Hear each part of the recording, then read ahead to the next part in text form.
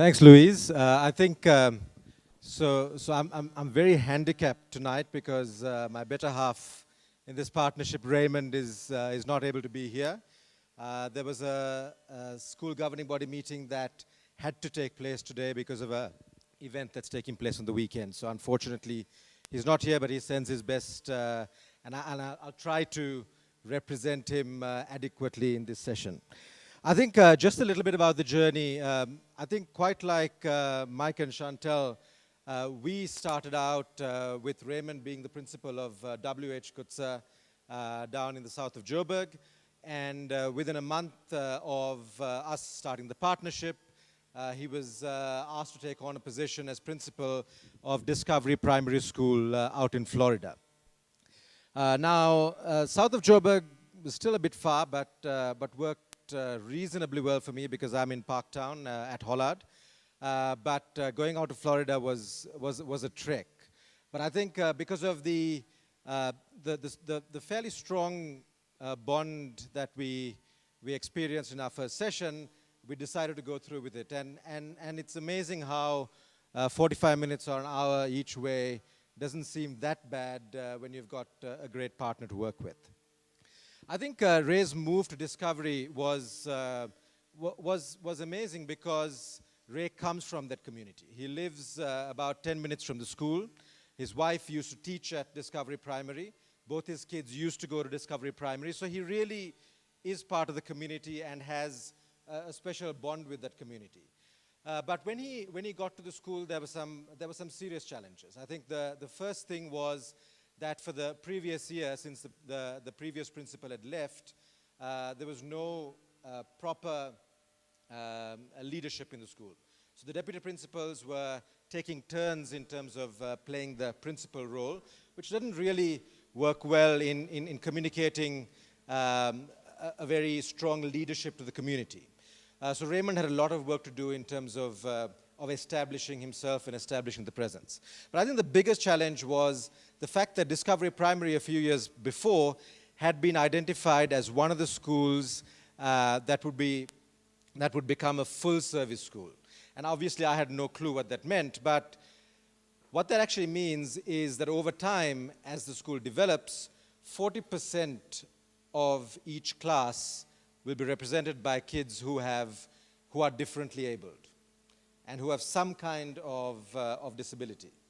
Now, as a parent who has a kid who has got speech issues, who has got language issues, that's something very close to my heart. And the fact that there are programs like this and there are schools which are mandated to take a certain number of kids with these abilities was something I felt very strongly about.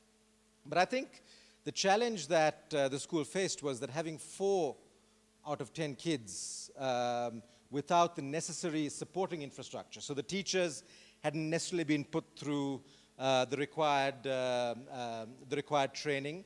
The infrastructure, like ramps in the schools, didn't exist. So taking a kid with a wheelchair 1 floor up had to be done physically. So teachers were physically carrying kids up and down the stairs. And I think what we found out very quickly was that there was a lot of dissatisfaction among the teachers. So one of the first interventions that we did was actually engaging the 70-plus educators at the school to really understand what their concerns were, what their dreams for the school was, and how they believed that we could get there. And I think for us, we must thank Ray because he helped facilitate that session, but for us, for the educators, for just having the opportunity to express their concerns, express their dissatisfaction and their frustrations, and then work towards solutions was something that was hugely positive in that environment. What we also did was engage the school governing body, because I think the year that we were in was a landmark year for the school. Discovery Primary has been around for 70 years, and we wanted to use that to really get the community involved. So there are 2 events that are taking place this weekend. One is a big walk which involves the alumni and the existing school community, but then a fun fair on the Saturday, which will which will again create community around the school. So those two events are planned for this weekend. But I think some of the achievements that Raymond and his team have been able to achieve was when he started, as I said, he started with a group of parents that were not that engaged because of the leadership vacuum that they saw in the school. And I think on his behalf, I'm very proud to say that at the SGB elections that were in March, I think it was in March, they had over 400 parents joining that meeting. And it was a very involved and a very vibrant election. And they've got a very powerful, very committed group of SGB members. Another thing that they've been able to achieve over the last year is that they've managed to get security cameras in around the school. So I think from a safety and security point of view, that's been a big achievement. The next is over the last year, Raymond has been able to, with help from the community and from the SGB, build ramps for the kids who need those. So now the logistical issue of carrying kids up and down the stairs is not that much of an issue anymore. The other thing is Raymond and his team have been able to use social media. So we've got Discovery Primary has got its own web page. But what we found is that in absence of the school having its own web page, alumni of the school had already created their own web page. So now the process is, how do we actually get I think the 500 plus alumni who are on this alternate site, and they live in different parts of the world, onto the Discovery site and really get them involved in the community going forward. So what have I learned over the last year? I think the first learning for me, and I come from a management consulting background and I'm now in insurance, was to really leave a lot of the things I'd learned behind when I came to school. Because I think as a consultant, you're very structured, you want to start achieving things. I think you want to plan, yes, as Chantel pointed out. But you want to start seeing things happening from day one. And I think the main thing that I learned was that everything doesn't have to, actions don't have to start happening from day one. And you don't have to see things changing overnight. Because as you engage with the SGB, as you engage with the educators, and as you try and talk about Raymond's vision for the school and understand their visions for the school, then as Louise pointed out, things do start to change. So I think patience and really putting yourself out of your comfort zone and going along with the process is one of the main things that I've learned over the last year. And the second thing is the importance of taking people along.